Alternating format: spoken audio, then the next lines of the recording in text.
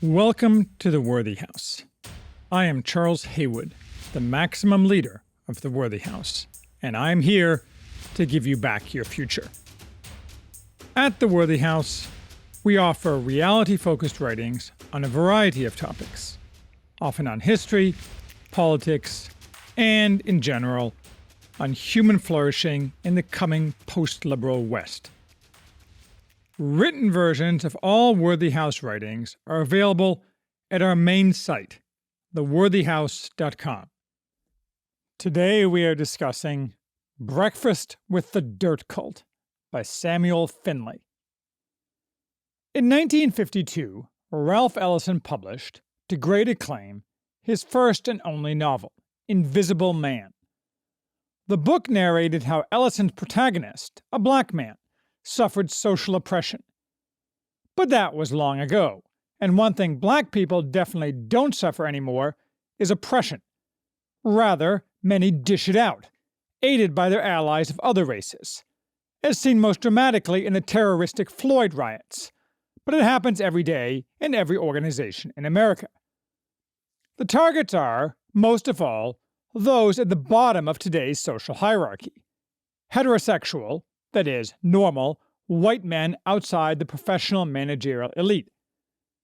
And Samuel Finlay's Breakfast with the Dirt Cult is, one might say, the new Invisible Man.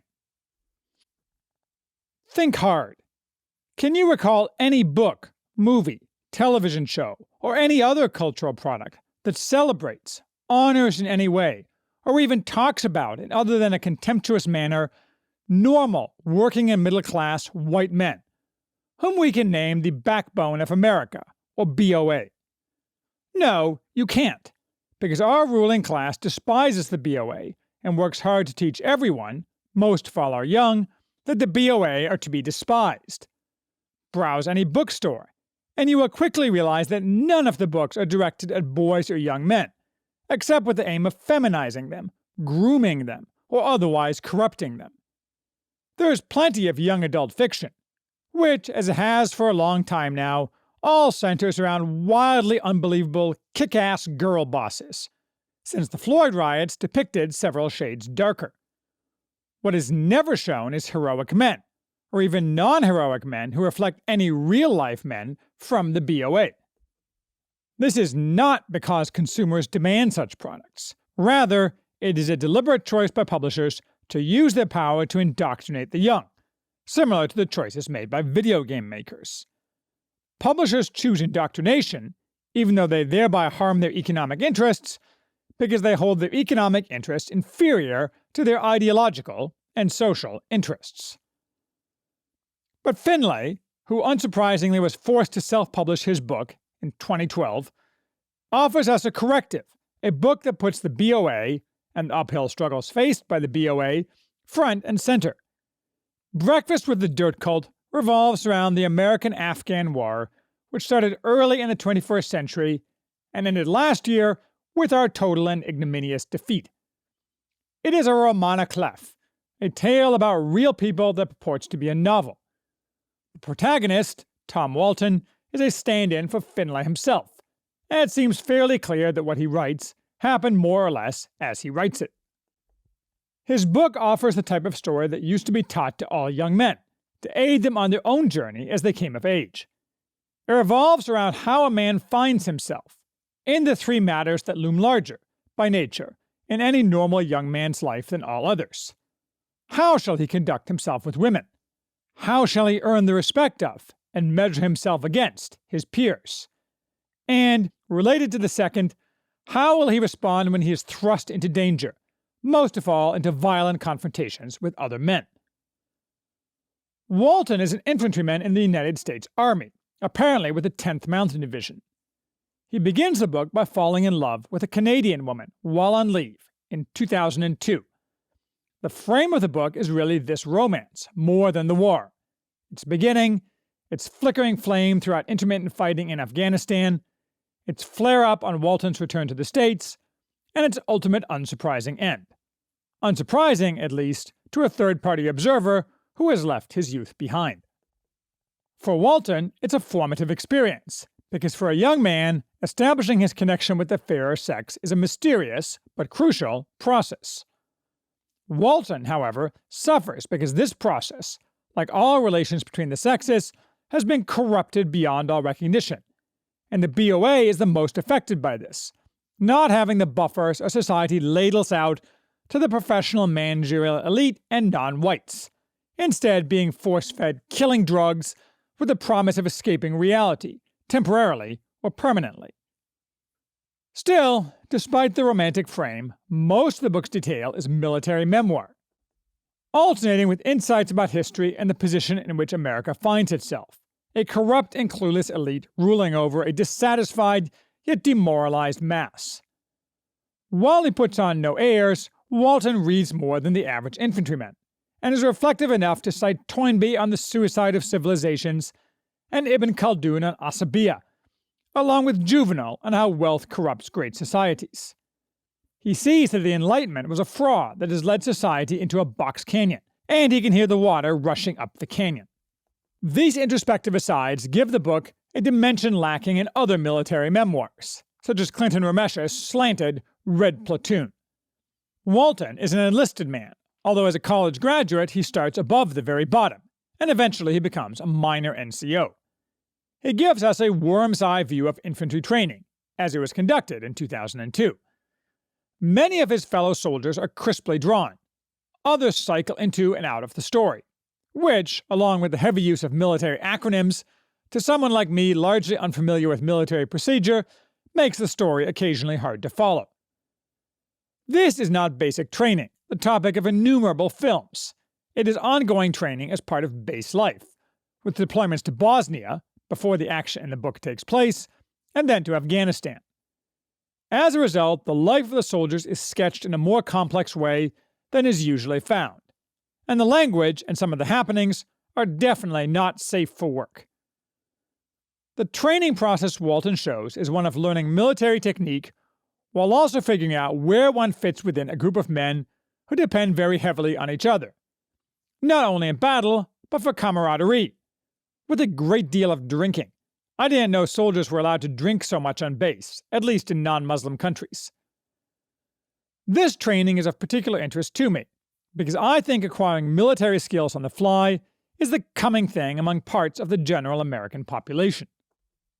I have been gently criticized for recently saying, in a podcast appearance with Buck Johnson, that basic military training for former civilians could, in a fractured situation in the United States, be accomplished in a couple of weekends. While it is true that basic training in armed defense could be completed relatively quickly, it is also true that I exaggerated. Nonetheless, I think that with decent trainers, adequate equipment, and sharp incentives, it would not take more than several weeks to weld an ad hoc militia into a quite capable defensive force, and somewhat more time to turn it into an adequate offensive force against other ad hoc militias and general bad actors, which are the likely initial opponents. This assumes, however, that the men are in reasonable shape already, not fat and lacking all stamina, which is not a safe assumption. Finlay shows how the military requires, or required, constant exercise, and a great many men today are wildly out of shape, so perhaps that would make training take somewhat longer. The soldiers exhibit no apparent racial tension. 20 years ago was the apogee of American race relations. There's plenty of perfectly normal racial banter, such as eternal arguments between a Puerto Rican in the squad and a California migrant. Sexy Ricans are head and shoulders above you peasant spics. Walton acknowledges that even then, much of the soldiers' banter would be deemed hate speech by the totalitarians back home. I shudder to think what the commissars in today's military do with such jokes. I assume that the repression of normal speech has reached to the very bottom ranks into the military, but I could be wrong in this.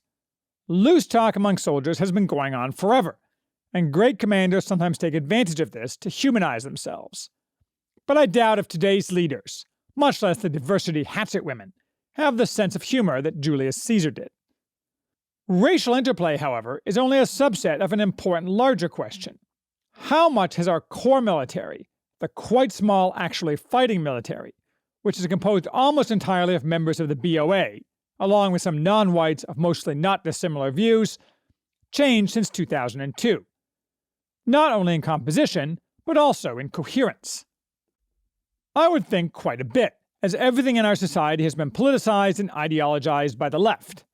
Now, for example, we have the insanity of women in combat units. The women anywhere near the military is insane, and all soldiers are required to celebrate the corrosive homosexuals and trannies who are aggressively recruited to join their ranks. I find it difficult to believe that what is shown by Finlay, the constant physical training demands, the completely normal racial jokes, the casual contempt for homosexuals, and the even more normal sexual ferment of heterosexual men, aimed at any woman crossing their sight, is permitted in today's military. It is no surprise that today's military is having extreme trouble meeting its recruiting goals. This failure seems like obvious cause and effect. Other than benefits, it's hard to see why anyone from the BOA would want to join today's military, given the cost-benefit analysis. Leaving these political questions aside, Breakfast with the Dirt Cult shows why men fight. They fight to earn respect from other men, to prove themselves, and to earn the attention, admiration, even love of women. At the extreme, they fight for inward-focused personal glory, as did Achilles, but even that is done to demonstrate something to others. All fighting by men is merely some form of the obsession that drove the son of Peleus. They may fight also, but secondarily, for practical reasons, to defend their own, narrowly defined as their family or broadly defined as their nation. Walton is eager to fight the terrorists who attacked his country, but that is not what keeps him going most of the time. It is too abstract. And he recognizes that fighting for the nation isn't permitted unless tightly circumscribed. He knows, he can viscerally feel, that something in this is very wrong with our elites and where they have led the country. Pride in one's country, pride in one's people, history, ways, and beliefs could be exploited whenever the American elite needed the yokels and suckers to sign up, line up, and go fight wars. But pride is not allowed if those same yokels and suckers try to express those feelings in ways that didn't involve killing strangers, but rather sought to preserve and cultivate the strength, identity, and spirit of their homes. Then it is forbidden and execrated as evil, what would today be characterized with the stupid boogeyman term white supremacy. Whatever the reasons, it is in the nature of men, and a key driver of civilization, that men want to fight, a truth that is foolishly denied today, labeled toxic masculinity. Sebastian Junger, in his books Tribe and Freedom, has interesting thoughts on this topic. A man who refuses to fight is not a man, and fighting completes a man. As Walton says, being on the hunt with his tribe, there was a rightness to it all that appealed to some fundamental aspect of his masculinity in a way which he found both thrilling and liberating. This centrality of fighting to masculinity is what makes war a coin with two sides. It has always been recognized, even if of late it has become fashionable to deny, that war has a heroic, even glorious side. War also offered a glimpse of something transcendent. For all its ugliness, for a brief instant, Walton had seen men touch upon glory. This can be seen in much great literature. Shakespeare's Henry V comes to mind, and this glory that is possible in war, though certainly not war on behalf of or at the behest of our current global homo rulers, which is a foolish waste, and perhaps only rarely in modern war in general, could be a key antidote to the wussification that has been forced upon American men. Yes, the other side of the coin is horror, and, it is strange to say, Americans have equally forgotten that side of the coin. Even for those few who have not forgotten, they tend not to actually understand, because most modern Americans don't understand anything at all about war. Nearly the only ones who do are men like Walton and their immediate families. But Americans will, I predict, learn all these lessons again. All this said, fighting cannot be permitted to become an end in itself. That tears a society apart. The role of a civilization, and especially of the women in that civilization, is to channel this impulse to productive and useful ends. This brings up the question, debated not long ago in the comments section here, of whether any American soldiers should have died in Afghanistan and Iraq, or Bosnia for that matter, or any other place American soldiers have died in the past 30 years. A mother Walton meets when he's recuperating back in the States from extensive bullet damage to his hand and arm, says of her son, "He died protecting his country. I have to believe that." But he didn't. And that his mother mourns for no good reason at all is one of the great tragedies of end-stage America. I have great respect for those, including friends of mine and readers of The Worthy House, who chose to serve in Afghanistan and Iraq. Yet their service was a pointless waste, beyond what the men themselves may have gained. Regardless of whether the people we killed were so-called bad people, and most were not, such as the 10 children Finlay sees, chopped to bits by a female A-10 pilot, and incompetent like many or most female pilots, as a nation we accomplished far less than nothing. We made the countries in whose affairs we interfered worse for their surviving populations, while we did not make our own country one iota safer, already a dubious primary goal, smacking of feminization. Instead, we enormously enriched those who profit from the massive expansion of our odious national security state, while we became accustomed to enthusiastically granting our rotten elites unparalleled powers to oppress Americans, which they have used with gusto and are vigorously trying to expand yet further, with a specific current goal of oppressing the BOA. We, following George W. Bush, God rot him, in Walton's words, spent trillions to overthrow Afghanistan and Iraq's political, cultural, and economic structures, not to mention those of several other countries, notably Ukraine, using less violent means, all with the intention of turning them into democracies, meaning not ruled by the people, but rather full participants in the noxious left project of combined emancipation and forced egalitarianism. The only silver lining is that all this stupidity has brought our regime closer to its inevitable end, while accomplishing few of its goals. But it has been very costly for the BOA, and will be yet more costly before the end. Anyway, back to the book. Walton spends quite a bit of time musing on the culture and habits of Haji, both the enemy Taliban and the population in general. He admires their ability to maintain their identity over the centuries and millennia. They are not deracinated like the people of the West. Certainly, Walton can see that in many ways Haji culture is grossly inferior. Haji was brutal, illiterate, broke as a joke, and smelled like 5 tons of petrified ass. Allah only knew what he did with those goats. However, he bowed to no one, and Walton grudgingly respected him for it. A few years back, one of my 8-year-old boys got in trouble at his school for referring to generic enemies in schoolboy warplay as Hajis. His teacher said that was racist. We praised him and removed him from that school. But Walton can appreciate Haji for what they are, good and bad. What he, correctly, does not see them as is proto-Westerners, eager to adopt Western customs and beliefs. He sneers at many stupidities American elites try to impose on the Afghans. When some meddling staffers from a ridiculous NGO get shot in a village, Walton reflects, going into a village in a foreign country and teaching their children different ways and ideas was asking for trouble. Using a classroom to separate children from the culture of their parents was a form of kidnapping. True enough, though such kidnapping is something our enemies have done for a long time in America as well, and have now ramped this program up to ludicrous speed, not receiving the same payback, not yet, at least. All things military, even the stupidities that get men killed, Walton takes in stride. He reserves his bitterness most of all not for the brass or the rotten elites of America, but for the many infelicities between men and women in the modern age. Feminism is a constant target of his, as it should be, for so-called feminism is an abomination that is largely responsible for the ruin of the West. Walton's fundamental complaint is that right order between the sexes has broken down, in a manner that benefits nobody, but harms men most of all. Feminists had struggled for, and won, a world where men were seen as the problem and women as the solution.